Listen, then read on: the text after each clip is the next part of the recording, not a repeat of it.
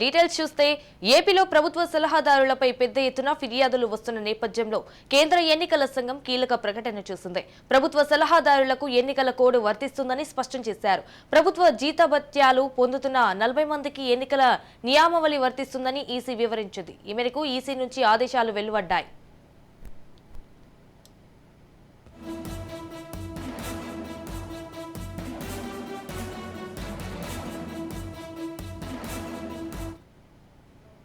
నిర్దేశించిన విధులకు బదులుగా రాజకీయ జోక్యం చేసుకుంటున్నట్టు ప్రభుత్వ సలహాదారులపై ఈసీకి ఫిర్యాదులు అందాయి. ప్రతిపక్షాలను వివరిస్తూ మీడియా సమావేశాలు నిర్వహిస్తున్నట్టు ఆ ఫిర్యాదులు పేర్కొన్నారు. ఈ ఫిర్యాదులను పరిశీలించిన కేంద్రం ఎన్నికల సంఘం కోడ్ ఉల్లంఘనలకు పాల్పడితే కఠిన చర్యలు తీసుకుంటామని స్పష్టం చేసింది.